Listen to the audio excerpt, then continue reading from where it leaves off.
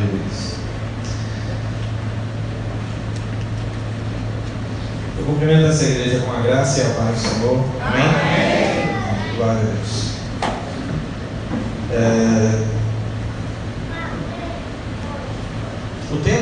O tema desse congresso de homens, ele é extremamente importante para um momento como o nosso. Não somente no Brasil, mas como no mundo. A família, ela tem sido alvo constante de uma depreciação muito grande. Tem se depreciado a família, tem se desfigurado a família bíblica, a família constituída pelo Deus Todo-Poderoso, de uma forma covarde. A sociedade paga um preço muito alto por isso, mas o homem, em seu orgulho, em sua suposta inteligência, ele é incapaz de ver o veneno com o qual ele está destruindo a sociedade em que ele vive. Isso já aconteceu no passado. As civilizações já encontraram a destruição pela destruição da família, e nós estamos infelizmente vivenciando coisas parecidas. O autor do Eclesiastes diz que nada do que se fez não se viu anteriormente, ou seja, na verdade as coisas são cíclicas. O homem, ele peca e ele peca sempre e peca do mesmo jeito. Hoje talvez de uma forma mais sofisticada, mas ele continua pecando da mesma forma. O texto tema desse congresso, ele traz palavras diretas de Jesus, o próprio Jesus falando que aquele que vem a ele, ou que vem a mim e ouve as minhas palavras e as pratica. E aí ele diz que é semelhante àquele que edifica a sua casa sobre a rocha, e que vem os ventos fortes, as tempestades, e aquela construção ela suporta. Aquela construção ela não está isenta de sofrer as agrúrias dos ventos fortes, da chuva, das tempestades, mas ela suporta. Porém, aquele que ouve as palavras dele e simplesmente não as leva a sério, não praticar, é porque não levou a sério, não considerou valiosa o suficiente, seria semelhante àquele que constrói a sua casa sobre um terreno fofo, sobre areia, e consequentemente quando vem as chuvas, quando o rio sobe, nós temos visto aí, a natureza reclamando o seu lugar, e ela solapa completamente as bases de casas mal construídas, e a ruína é completa. Eu gostaria de pedir aos irmãos que abrissem as suas Bíblias no Salmo 127. Estamos no terceiro dia de um congresso que se discute a edificação da vida. Então, consequentemente, é muito provável que nós falaremos coisas semelhantes. Alguns diriam até chover no molhado às vezes, não é?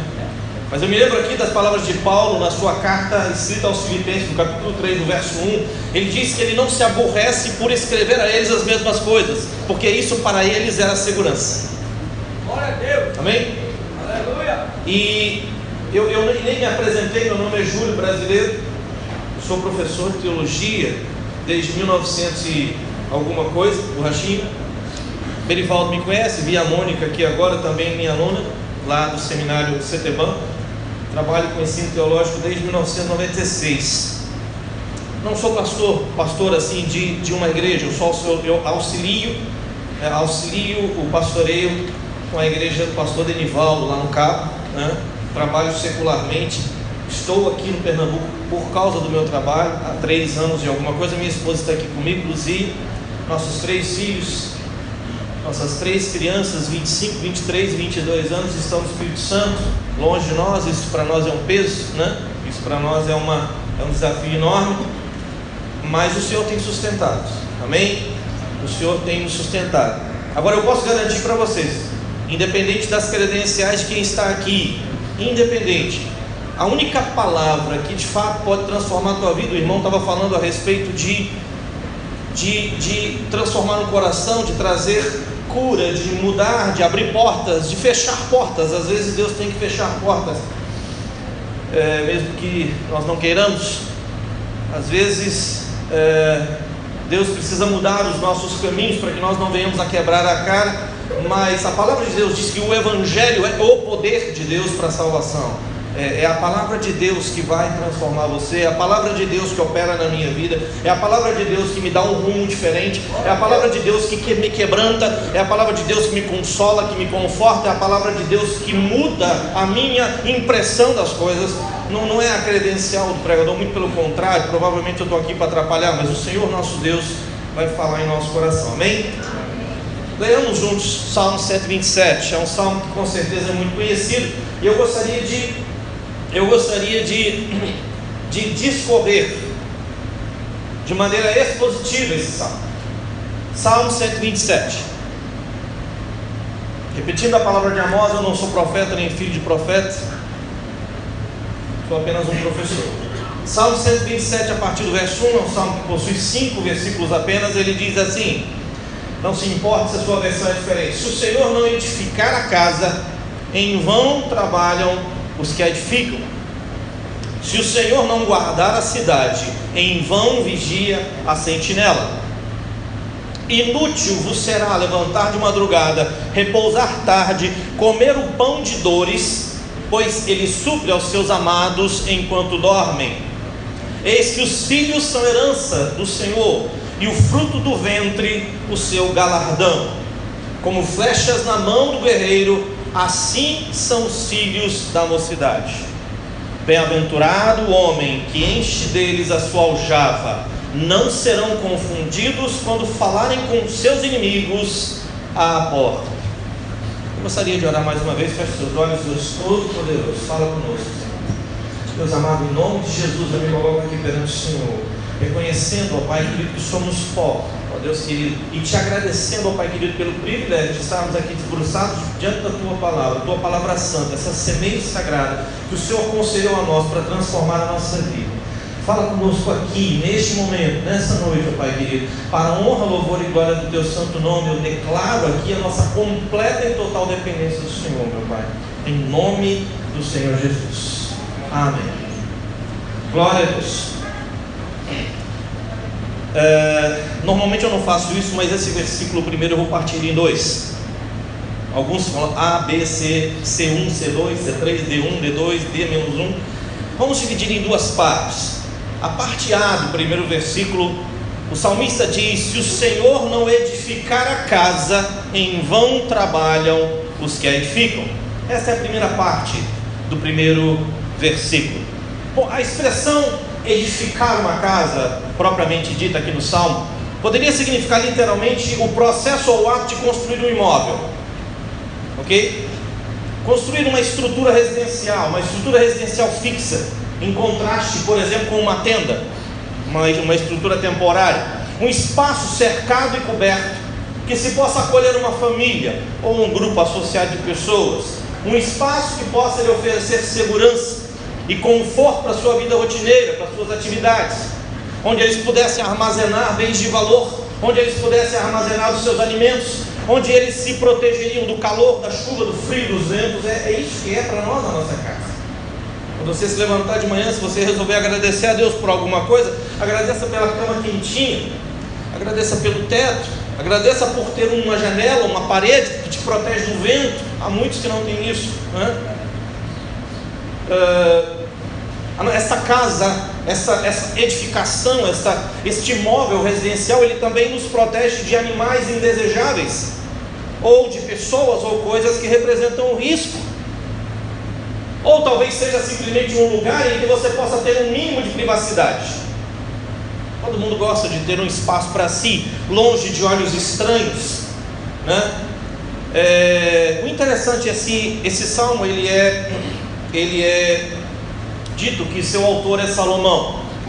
Se o seu autor é Salomão, como a Bíblia diz, então esse salmo foi escrito por volta de quase 1000 anos antes de Cristo, por volta de 920, 940 antes de Cristo. Então observe que é uma obra literária, uma peça literária, uma palavra de Deus que foi revelada a nós há 3000 anos atrás. Olha que maravilha. E naquele tempo, as casas no antigo Israel, bem como no antigo Oriente Próximo, elas se conformavam aos padrões que eles chamavam de casa de 4 pisos com pilares. Normalmente era uma casa simples, era um retângulo que haviam 4 pilares, às vezes com 2 níveis, com 2 pisos. Elas poderiam ser feitas de madeira, de pedra, de tijolos feitos de barro ou de junco, como se fosse aquilo que a gente chama de pau a pique, né? Dependendo das posses do seu morador. Nós estamos falando de casas que foram encontradas em sítios arqueológicos entre 1200 e 600 a.C., a chamada Era do Ferro. Essas casas, elas atendiam às necessidades mais básicas de abrigo, de proteção e armazenagem de materiais de subsistência. Nós estamos falando de uma sociedade agrária. Eu estou falando isso para que nós possamos entender. Eu estou viajando com os irmãos no tempo, 3.000 anos atrás. Isso é um cântico. O livro dos Salmos é um inário. O livro dos Salmos é o inário hebreu. São 5 livros que se compõem em um. E nesse cântico, o salmista, o cantor, o autor, ele começa a dizer: se o Senhor não edificar a casa, em vão, inutilmente, edificam os seus construtores. No ideário popular, ouvindo isso, a pessoa poderia olhar para a sua casa, poderia olhar para os cômodos da sua casa, poderia olhar para a sua estrutura familiar e dizer: eis aqui a minha casa. A vida dessas pessoas no mundo antigo era muito simples. Hoje as nossas casas, elas possuem muitas coisas sofisticadas e muitas coisas inúteis, ou que tornam a nossa vida mais complicada. A vida dessas pessoas era muito objetiva, muito prática. Os móveis, utensílios, o design dessas casas, a decoração desses ambientes, eles visavam uma praticidade muito funcional, porque estamos falando de uma sociedade agrária. As pessoas viviam da terra, e essa casa, ela deveria protegê-los contra as intempéries climáticas. Aquela região é uma região de clima extremo, tem calor intenso, tem chuvas intensas e tem neve. É diferente de nós aqui, né? Se cair neve aqui no Brasil, morre todo mundo, né? A gente não aguenta, a gente não está acostumado com isso. Mas lá não, lá é um lugar, à exceção do sul, né?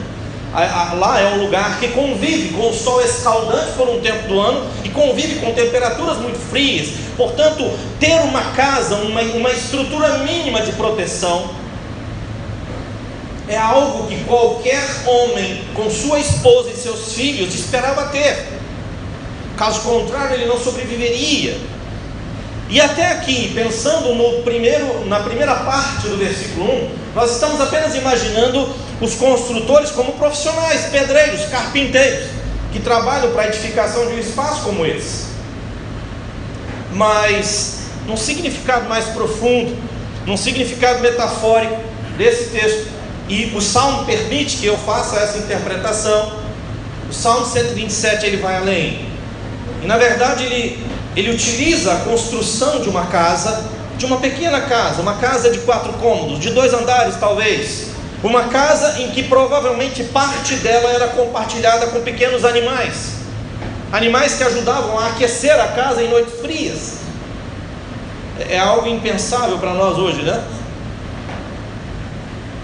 Se a Anvisa ficar sabendo de um negócio desse, né, o negócio fica complicado. Na época, eles tinham isso, eles reservavam um pedaço da casa, um espaço da casa, para que os pequenos animais estivessem com eles. Primeiro, porque eles estavam protegidos de predadores. Segundo, porque eles ajudavam a aquecer o ambiente. Então, nesse momento, pegando pelo lado metafórico, pegando pelo lado alegórico, pegando pela figura que o salmista está levantando, está mostrando, ele está falando a respeito da construção, sim, da perpetuação e da manutenção de uma linha familiar, de uma família, de uma dinastia, de um nome, da sobrevivência de um grupo familiar básico. Observe que no mundo antigo as famílias, elas eram grandes porque elas precisavam ser grandes. Era necessário ter muitos filhos para trabalhar a terra, era necessário ter muitos filhos para protegê-los dos inimigos, sejam eles inimigos animais, sejam eles inimigos hostis, inimigos de outros povos. Era importante Tanto era assim que uma família muito abençoada era uma família de muitos filhos. Tanto era assim que uma mulher que fosse estéril, ela era uma mulher amaldiçoada, porque ela não tinha filhos. Ela não tinha capacidade de perpetuar o nome do marido. A ideia de perpetuação, a ideia de futuro, a ideia de vida eterna, de certa forma, ocorria por meio da perpetuação dos filhos, através dos filhos que iam se procriando, iam projetando-se para o futuro. Isso era tão forte no mundo antigo, que na lei judaica existia a lei do levirato. O que era? A lei do levirato para nós pode ser um escândalo, mas a lei do levirato, ele previa o seguinte: ela previa que, se acaso um casal não tivesse filhos e o homem falecesse, consequentemente a sua linhagem ela não se perpetuaria, aquela mulher ela seria dada ao seu cunhado, para que ele tivesse um filho com ela, e esse filho receberia o nome do falecido. Isso está na lei, gente. Isso está no Levítico. Para que isso? Para que o nome dele não fosse apagado de Israel. Deus não queria que o nome de um israelita fosse apagado. Não poderia apagar a sua dinastia. Então nós estamos falando aqui, e a primeira metade do primeiro versículo do Salmo 127, ele está dizendo que se o Senhor não edificar uma família, se o Senhor não edificar o meu lugar seguro, se o Senhor não edificar a minha casa, em vão, inutilmente trabalharão os edificadores. Essa é a primeira mensagem que ele nos transmite. A segunda metade desse mesmo versículo, ele acrescenta, ele expande a ideia. Ele vai além da construção da casa agora. E aí ele diz assim: se o Senhor não guardar a cidade, em vão vigia a sentinela. Aí agora ele expandiu. Agora ele não está falando mais de uma unidade familiar única. Ele não está falando apenas de uma casa. Agora ele está falando de uma cidade inteira. Ele expandiu a ideia. Ele está indo além. E essa referência ela é muito interessante, porque a maioria das cidades do mundo antigo, elas eram relativamente pequenas pelos nossos padrões. A cidade de Jericó, muito famosa, foi uma das maiores cidades do mundo antigo, muito conhecida por nós cristãos pelo fato de que seus muros foram derrubados na 7ª volta dos sacerdotes com Josué. A cidade de Jericó, ela era considerada uma cidade relativamente grande para os seus padrões. A cidade de Jericó tinha 30 hectares aproximadamente. 30 hectares significa mais ou menos um retângulo de 1000 por 300. Observe que não é tão grande. Não é tão grande. Só que imagine, são casas pequenas que estão lá dentro. E ela é toda murada, e os seus muros são de pedra, e provavelmente são mais largos do que 5, 6, 7, 8 metros, tanto que dava para construir uma casa em cima do muro. Os portões eram feitos de madeira muito maciça, muito grossa. Eles eram largos, de maneira que a população pudesse se trancar lá dentro, para se proteger. Aonde que a população vivia? Vivia fora da cidade. A população geral, ela vivia fora da cidade. Ela vivia nos campos, produzindo alimento, produzindo seus bens, seus pertences, produzindo os bens necessários para a sobrevivência, para a subsistência daquela sociedade. Só que tem um detalhe: essas cidades, elas possuíam torres, eram torres altas, e essas torres, elas possuíam vigias. Eram vigias que em turno trabalhavam ininterruptamente, 24 horas por dia, havia um vigia em cada uma dessas torres. Essas torres, devido à sua altura, elas permitiam uma visão distante, uma visão privilegiada do entorno da cidade. E quando uma cidade fosse muito rica, ela também construía torres em outros lugares, que mantinham contato visual com a torre da cidade. De maneira que, quando aquele, lá de longe, visse um movimento estranho, percebesse alguma coisa hostil, percebesse a aproximação de algum inimigo, ele acendia um fogo, ele produzia fumaça, ele tocava uma trombeta, ele tocava tambores, ele tocava sinos, de forma que ele fosse, de forma que era como uma espécie de telefone, não, pode ser celular da época, né? Ele simplesmente informava à distância: estão se aproximando inimigos da nossa terra. Naquele momento, os vigias, eles tocavam tambores, trombetas, avisavam toda a população, e a população corria para dentro da cidade e se trancava. E aí os inimigos, quando se aproximavam, a cidade estava toda lá dentro. Toda a população estava dentro daquele terreno, daquela parte protegida, de maneira que ela fosse preservada, de maneira que houvesse possibilidade de uma embaixada de paz, uma negociação, de maneira que eles pudessem resistir a um ataque. Era assim que funcionava. Interessante que Deus, falando com o seu profeta Ezequiel, ele chama Ezequiel de atalaia. Atalaia era um vigia de uma torre como essa. E aí ele diz que se o atalaia visse o inimigo se aproximando e não avisasse, o sangue que fosse derramado seria culpa dele. E ali ele está dizendo que o profeta é um atalaia, que se ele visse o pecado, se ele visse um homem pecando e ele não fosse alertado, que o sangue dele cairia sobre a cabeça daquele atalaia.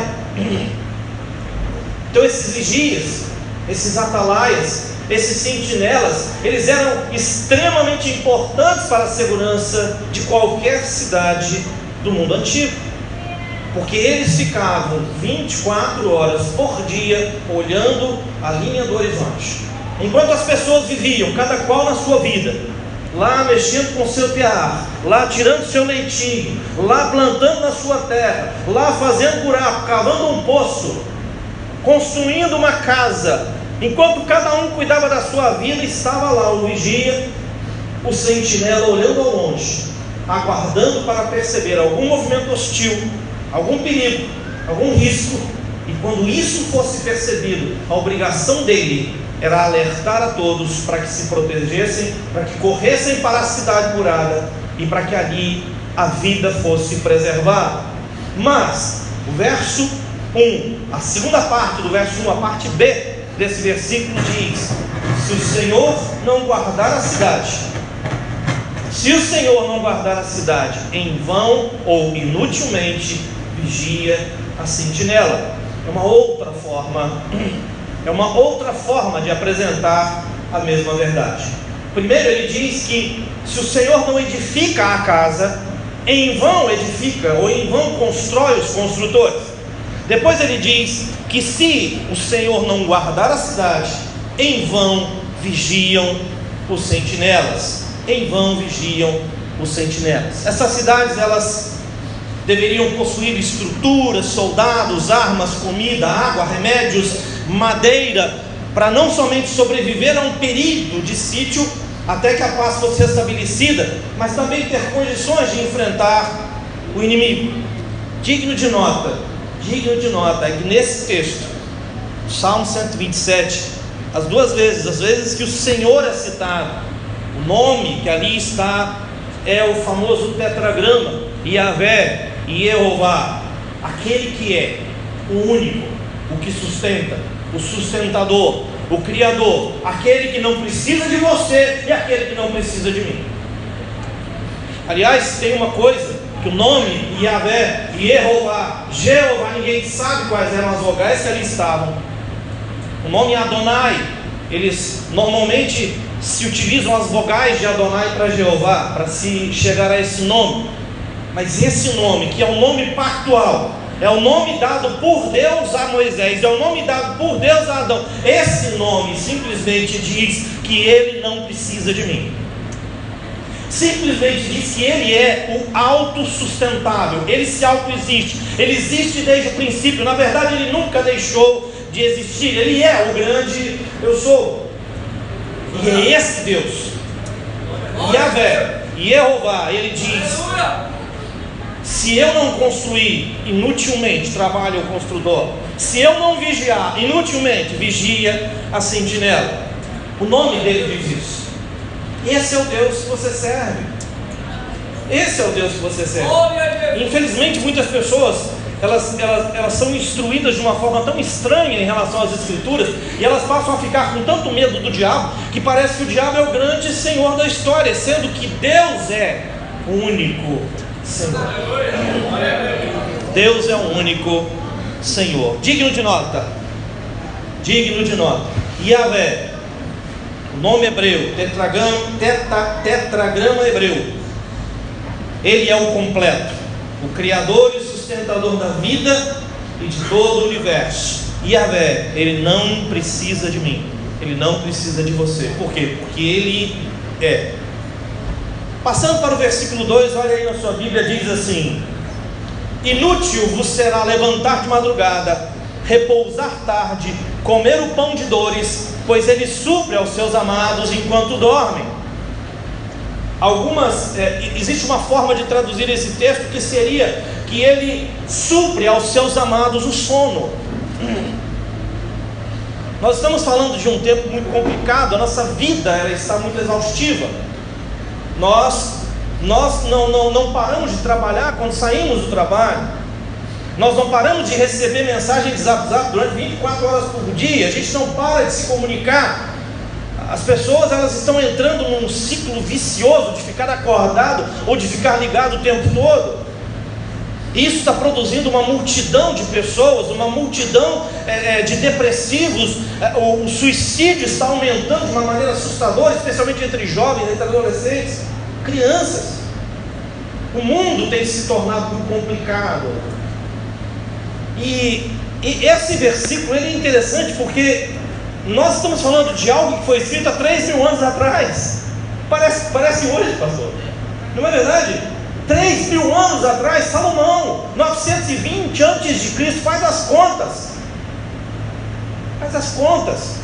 E aí ele diz: inútil vos será antecipar a alva, inútil vos será postergar o dia, ou adiar, ou atrasar o seu descanso, inútil vos será comer o pão de dores. Essa expressão que algumas Bíblias traduzem como comer o pão que com dores granjeaste, ou seja, é com muita dificuldade, é com muita luta, é com muito trabalho, é sem parar, é na exaustão, é no cansaço, é quase a morte. Completa a ideia da inutilidade de se edificar a casa sem a prevalência do Senhor, esse verso 2. Esse verso 2 também completa a ideia da impossibilidade de se defender uma cidade sem a presença e a intervenção do mesmo Senhor. O salmista dá a palavra final quanto à futilidade dos esforços humanos. Primeiro ele diz: inútil vos será levantar de madrugada, repousar tarde e comer o pão de dores. Inútil vos será antecipar o início do dia, prolongar o fim do mesmo dia. Inútil vos será estender o tempo produtivo além dos limites biológicos da vida humana. Inútil. Essa palavra significa vazio, significa sem valor, significa vão, significa fútil, significa enganoso, significa produto de vaidade. Uma coisa vazia, uma coisa sem sentido. Comer o pão de uma labuta exaustiva, ansiosa e extenuante.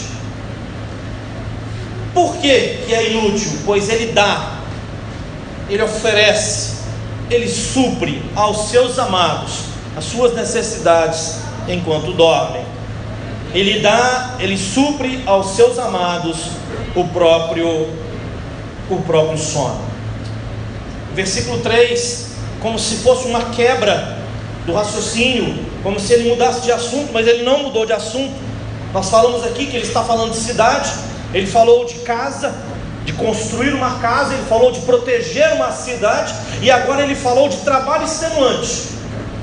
E de repente o salmista, no verso 3, ele simplesmente começa a dizer: eis que os filhos são herança do Senhor, e o fruto do ventre, o seu galardão. Observe que a exegética, a hermenêutica, ela exige, ela demanda de mim entender que ele não mudou de assunto, que o tema do salmo continua. Ele não trocou a ideia, ele não surtou, O autor do Salmo 127, o verso 3 me diz que o verso 1 e o 2, ele está falando a respeito de quê? De família. Ele está falando de família porque agora ele está falando de filhos. E ele diz que herança do Senhor são os filhos da mocidade. Herança do Senhor são os filhos da mocidade. Os filhos são herança da parte do Senhor, e o fruto do ventre, o seu galardão. Os filhos são herança do Senhor. Esse texto às vezes ele é entendido erroneamente como se os filhos fossem a nossa herança que pertence a Deus, mas não é isso que o texto está dizendo. Observe pela segunda parte dele, porque isso chama paralelismo. Ele fez uma declaração e faz uma segunda declaração reforçando a anterior. Assim funciona a poesia hebraica, ok? Então ele disse: os filhos são herança do Senhor, e o produto do ventre, o seu galardão, a sua recompensa. Ele está dizendo a mesma coisa. Ele está dizendo que os filhos, eles são uma dádiva. Os filhos são um presente valiosíssimo. E ele ainda diz mais. Ele diz que esses filhos, a construção, eles são um abençoadíssimo presente de Deus. A família que depende da sua perpetuação, por meio da multiplicação da sua prole, por meio da multiplicação dos seus filhos. Esses filhos, eles são os filhos que vão resguardar a segurança futura de suas respectivas famílias. Eles são a segurança daquela família. Imagine um mundo antigo, 3.000 anos atrás. Se hoje seria complicado você imaginar um casal mais velho, sem posses, sem uma reserva financeira para se sustentar, sem uma aposentadoria e sem filhos, que honre o pai e a mãe, como ordena o quarto mandamento. Honrar não é baixar a cabeça, honrar é pagar as contas, né? Honrar é pagar as contas, honrar é sustentar o pai e a mãe na velhice, se eles não podem. Isso é honrar. Isso só é possível se aquela família possui filhos. Se ela não possui filhos, ela ficará desguarnecida. É disso que o texto está falando. Estamos falando de família. Estamos falando de família. O verso 4, ele continua desenvolvendo o tema agora dos filhos. E ele diz assim: como flechas na mão de um homem valente, ou como flechas na mão do guerreiro, assim são os filhos da mocidade. Bem-aventurado é o homem que enche deles a sua aljava. Não serão confundidos quando falarem com seus inimigos à porta. Como flechas na mão do guerreiro, assim são os filhos da mocidade. As flechas, imagine as flechas, elas são usadas para ataque e para defesa. E no mundo antigo, ela é uma das poucas armas que você ataca à distância. Uma espada, você tem que estar cara a cara com o seu inimigo. Um escudo, você está encostado nele. Uma marreta, você está encostado nele. Uma flecha, você lança à distância. A flecha é uma arma remota, é uma arma de alcance remoto. E ele está dizendo que os filhos da mocidade são como flechas na mão do guerreiro. Alguém que será projetado para frente, alguém que irá onde o guerreiro não vai. Pense na ilustração, irmãos. O guerreiro é o pai, segundo a ilustração do Salmo 127. As flechas são os filhos. Os filhos são aqueles que vão aonde o guerreiro não vai. Do ponto de vista natural, imagina-se, do ponto de vista do ciclo de vida normal, imagina-se que os filhos da mocidade, quando os pais estiverem velhos, eles estão tocando a sua própria vida. E eles chegarão em lugares que os pais não chegaram. Eles viverão além do que os pais viveram. Assim eles são as flechas na mão do guerreiro. Assim eles se comportam como sendo as flechas nas mãos do guerreiro. Essa frase, filhos da mocidade, apontam para os filhos nascidos ainda no período da juventude do pai. Tais filhos eles vão crescer e amadurecer como adultos, estabelecendo inclusive suas próprias famílias, no tempo em que os pais vão alcançar idades mais avançadas e se tornariam mais vulneráveis aos seus inimigos. E nesse tempo, seus filhos serão a sua proteção. É disso que o texto está dizendo. É interessante que ele diz que bem-aventurado é o homem que enche deles a sua aljava. Aljava é aquela bolsa de couro que fica nas costas do arqueiro, aquela bolsa de couro onde ele guarda suas flechas. Salmo 127 está dizendo que bem-aventurado é o homem que tem a sua aljava cheia de flechas. Bem-aventurado é o homem que possui muitos filhos, é disso que ele está dizendo. Bem-aventurado é aquele que se perpetua. Bem-aventurado é aquele que foi abençoado pelo Senhor com a bênção dos filhos. E é isso que o texto está dizendo. Os filhos da mocidade são como flechas da mão do guerreiro, um dispositivo bélico de longa distância. Glória a Deus. Se o Senhor não edificar a casa, em vão trabalham os que a edificam. Se o Senhor não guardar a cidade, em vão vigia a sentinela.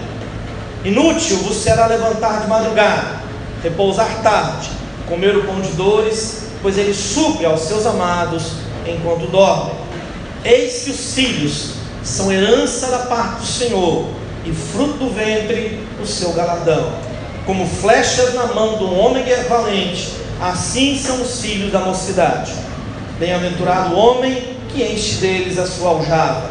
Não serão confundidos quando falarem com seus inimigos à porta.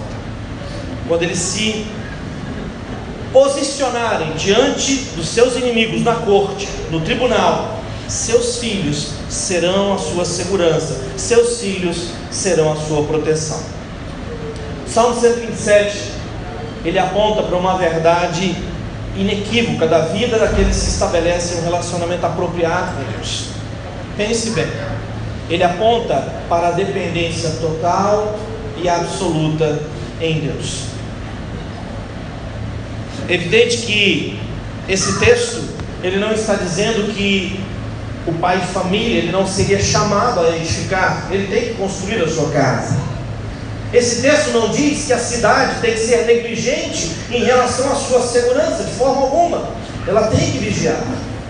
O que esse texto está dizendo é que nós temos que cumprir com as nossas obrigações, mas por mais que eu faça, o meu sucesso depende única e exclusivamente dele. É isso, irmão. Qual que é o problema? O problema é o orgulho. O problema é o orgulho. Deus alertando os israelitas, ainda quando os israelitas estavam se aproximando de Canaã, para começar a era da conquista, para começar o período da conquista, Deus alertou os israelitas e disse a eles que Ele daria a eles terra plantada, daria a eles casas construídas, daria a eles grandes vitórias, e que chegaria um momento que eles diriam: foi com a minha força, foi com a minha habilidade, foi com a minha capacidade, foi com o meu diploma, foi com a minha inteligência, foi com a minha perspicácia. Irmãos, nós vivemos um mundo em que as pessoas, inclusive nas igrejas, estão sendo ensinadas o tempo todo que todo e qualquer sucesso depende única e exclusivamente de você. É evidente que Deus não premia a preguiça, tá certo? Eu costumo dizer isso para os meus alunos em sala de aula, principalmente quando eu dou um trabalho um pouquinho mais complicado, qualquer coisa. E aí tem gente que fica esperando uma iluminação do Espírito Santo, sabe? Descer assim e sem estudar, né? E dá-lhe Espírito Santo, né? E vamos orar para ver se eu aprendo o que o professor está ensinando. E aí eu costumo dizer que o Espírito Santo, ele não premia a preguiça, tá certo? O filho preguiçoso, ele merece couro, ele não vai ser abençoado não, ele não vai receber não. Agora, uma coisa é você se esforçar. Esforça-te, tem bom ânimo. Deus fala isso. Esforça-te. Agora, a outra coisa é você colocar nesse teu coração que é enganoso, nesse teu coração que é depravado, nesse teu coração que se deixa levar pelo mundo e achar que você conseguiu, que porque você é o cara, que você é bom, que você está cheio de habilidade, que você está cheio de... Esse é o problema. Nós precisamos... Nós precisamos buscar em Deus esse equilíbrio. O equilíbrio de entender.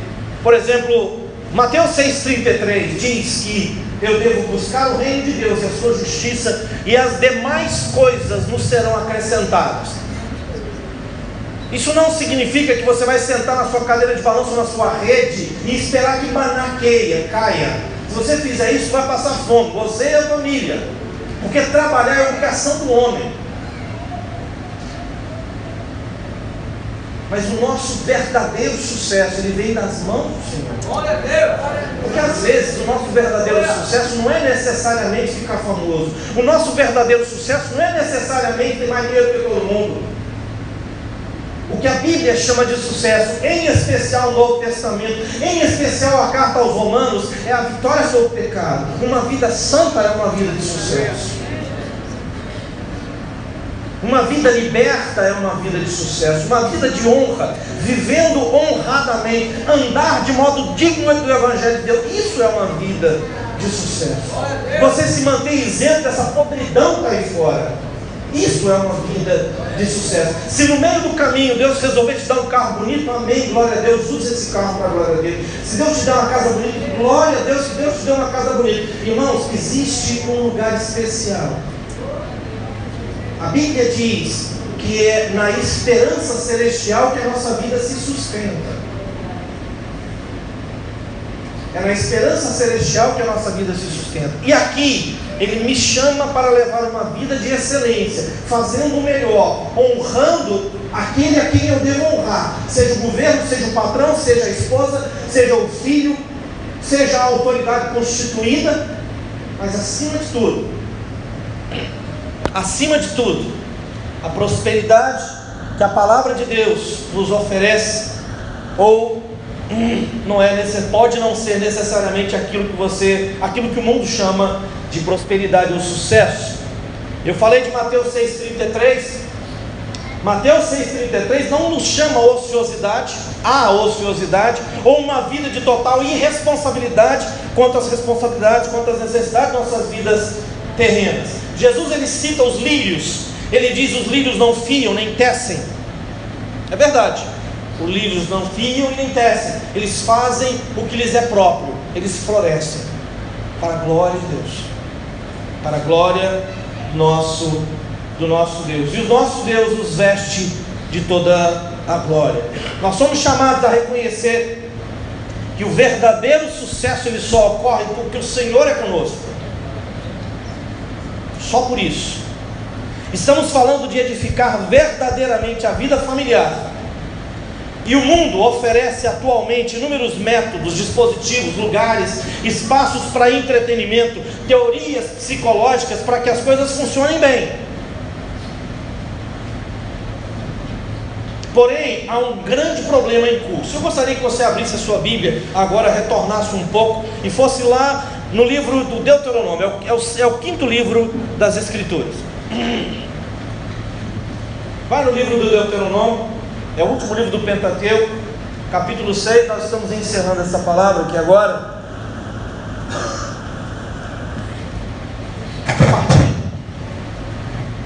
A partir do verso 4. Livro do Deuteronômio, capítulo 6, a partir do verso 4. Preste bem atenção. A nossa casa,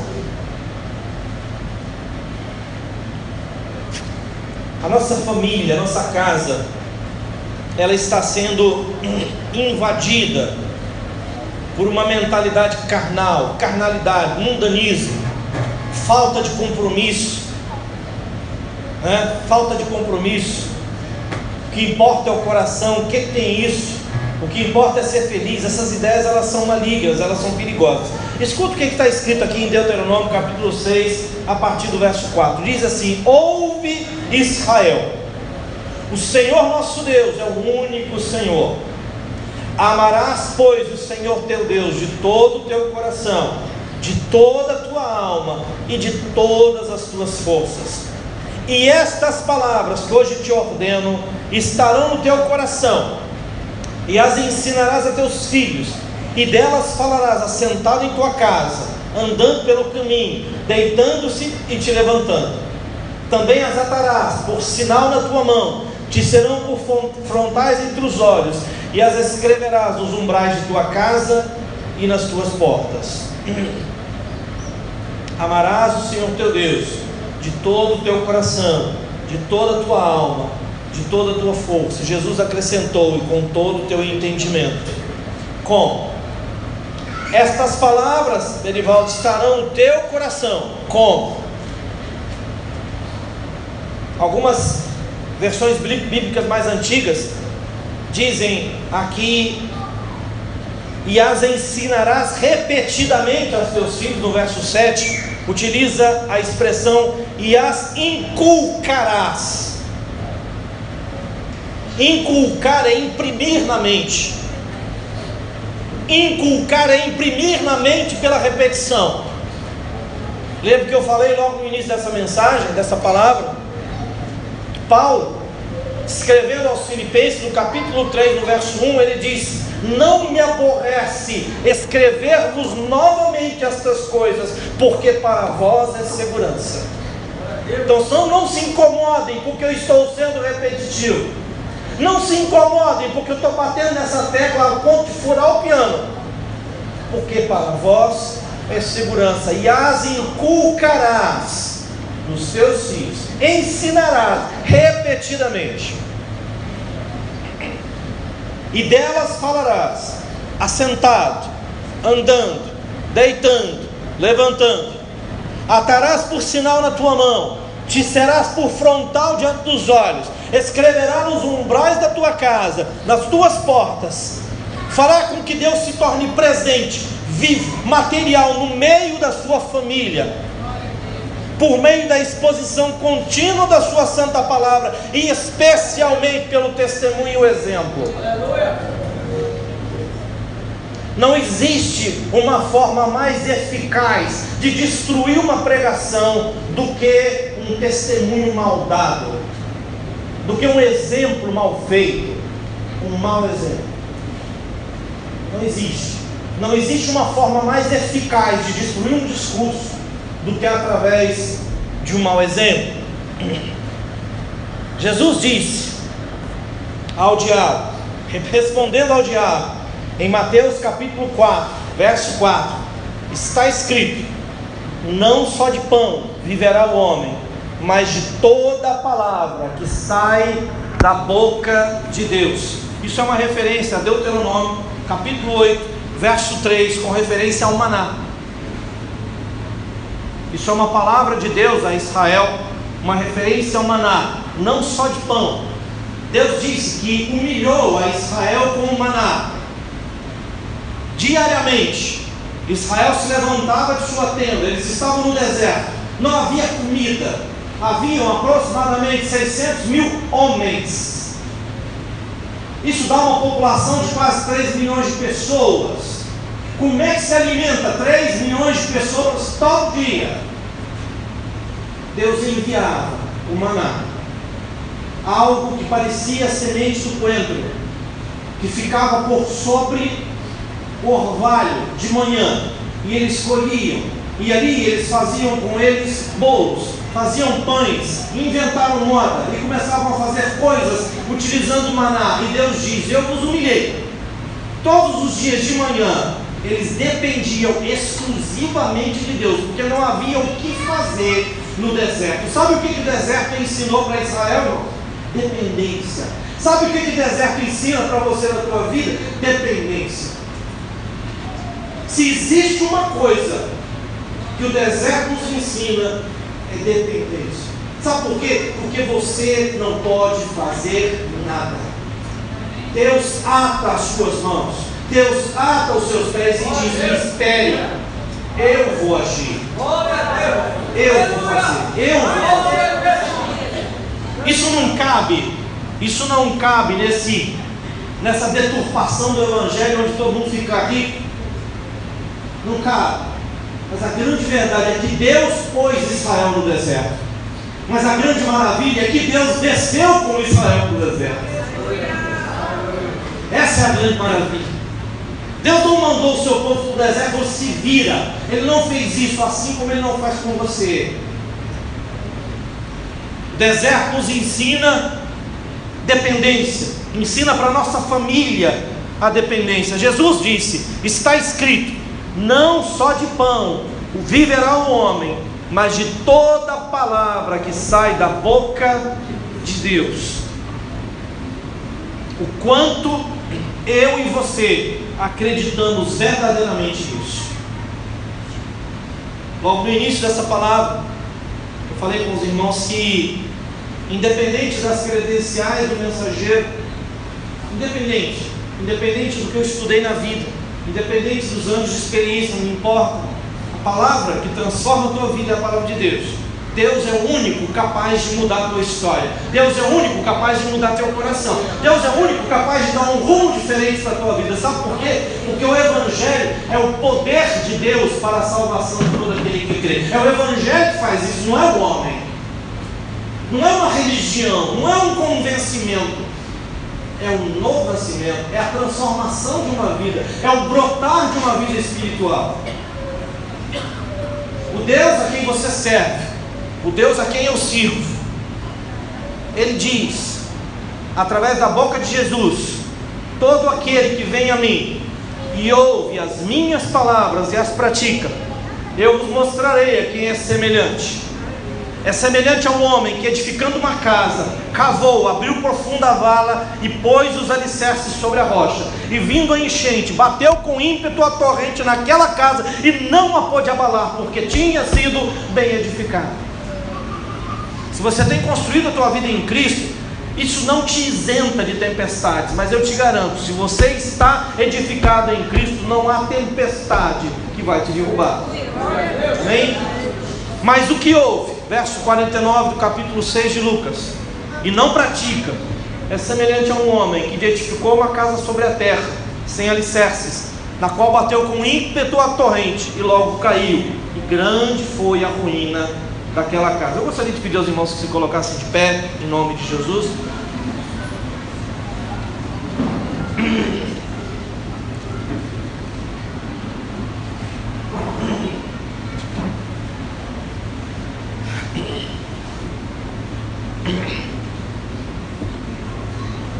Se o Senhor não edificar a casa, inutilmente edificam os construtores.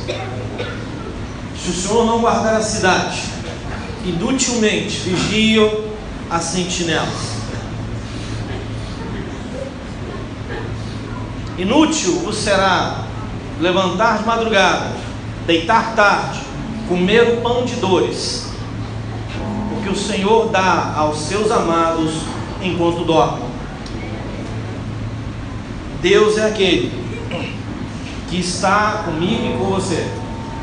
Deus é aquele que tem chamado a igreja a um compromisso verdadeiro. Deus é aquele que tem despertado a igreja. Eu confesso que eu não consigo acreditar, eu digo isso não com incredulidade, pelo que eu interpreto das Escrituras, eu não consigo acreditar mais em uma renovação geral do planeta, como alguns estão achando que o mundo inteiro vai se converter. Jesus disse que quando Ele voltasse, mal haveria fé na terra. Então, o que eu espero, o que eu imagino de um mundo do fim é um mundo diferente. Sabe, pastor? É um mundo que perdeu o temor de Deus. E sabe qual que é a religião que mais cresce no mundo hoje? O ateísmo. Impressionante. Os homens estão perdendo o medo. Eles já não tinham o temor de Deus, mas agora eles estão perdendo o medo de publicar isso. Eles estão perdendo o medo de falar isso publicamente. Esse é o mundo em que nós vivemos. E quem somos nós? Nós somos o remanescente. Nós somos aqueles que continuam acreditando que essa palavra é santa. Nós somos aqueles que continuam acreditando que esta palavra traz vida. Nós continuamos acreditando que esta igreja é a noiva do Senhor, que Ele está adornando essa noiva e que a trombeta vai tocar. E na hora que essa trombeta tocar, vocês vão para Ele e eu vou junto. É nisso que eu acredito. É nisso que eu acredito. E é nisso que você precisa acreditar. O melhor que o mundo tem para te oferecer, a melhor coisa que o mundo tem para oferecer para a tua família, não existe coisa melhor do que estar na presença do nosso Deus Santo e Poderoso. Amém? Deus, em nome de Jesus, nós nos colocamos perante o Senhor, Pai. Te agradecemos, Senhor, pela oportunidade rica e maravilhosa de estarmos aqui na Tua presença, sendo ministrados pela Tua palavra. Te agradecemos, ó Pai, por esta igreja que se reuniu aqui em Teu nome. Te agradecemos por cada vida que o Senhor remiu com o Teu sangue. Te agradecemos por cada vida que o Senhor transformou, pelas experiências que o Senhor tem dado a nós, Senhor, pela Tua graça, pela misericórdia do Senhor. Muito obrigado, Pai. Muito obrigado por este momento santo, por este momento sublime, Pai. Muito obrigado, Senhor, por aquilo que o Senhor tem feito em nossas vidas. Muito obrigado pela Tua mão estendida a nosso favor. Muito obrigado porque o Senhor não desistiu de nós, porque o Senhor tem estado ao nosso lado, ao nosso redor, porque o Senhor tem guardado a nossa casa, o Senhor tem nos livrado dia após dia.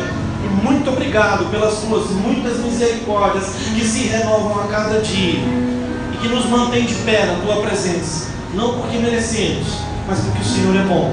Não porque merecemos, mas porque o Teu Filho deu a vida por nós. Muito obrigado, Senhor. Em nome de Jesus. Vamos poder se sentar.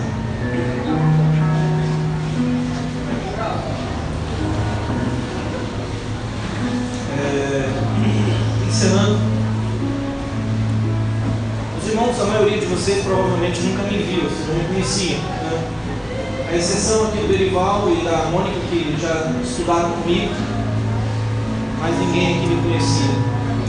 E dentro desse lugar aqui, a única pessoa que pode dizer que me conhece verdadeiramente é a minha esposa, que está comigo há 28 anos. 28 anos. E ela é testemunha. E eu sou testemunha. E Deus é testemunha de que se hoje eu tenho uma família maravilhosa, filhos maravilhosos, é porque a graça de Deus foi abundante sobre nós. Não tenha dúvida, a graça do Senhor é convosco. A graça do Senhor é sobre tua família. A graça do Senhor é sobre tua casa. Isso é o que faz a diferença. Amém?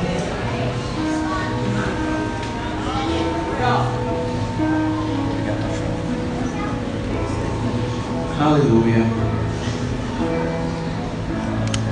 Onde temos edificado a nossa casa? Palavra maravilhosa do pastor Júlio. Então, com essa palavra maravilhosa, nós vamos encerrando o nosso congresso e que cada um que quiser nesses 3 dias possa sair daqui certo de que o melhor lugar para edificarmos a nossa casa é na rocha que se chama Jesus. Que cada um possa sair daqui com um pouquinho disso no seu coração. De que estamos aqui fazendo essa boa obra para que esse empreendimento, que essa construção possa crescer e crescer. E que almas possam ser levadas ao nosso Senhor Jesus. Que almas possam ser alcançadas e que tudo isso que nós estamos fazendo realmente tem um verdadeiro significado. Amém? Obrigado, pastor Júlio. Deus abençoe. Irmão,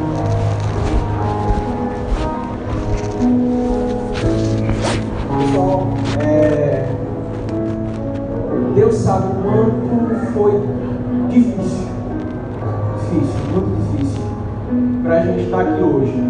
Esses 3 dias foram dias árduos, pesados, foram dias que a gente muitas vezes deixou de dormir, deixou de comer, deixou de dar atenção às nossas esposas, aos nossos filhos, mas eu digo uma coisa para vocês: valeu a pena. Valeu. Eu faria de novo, e de novo, e de novo, se assim Deus permitisse. Tenho certeza que Berivaldo também, ele compartilha disso comigo.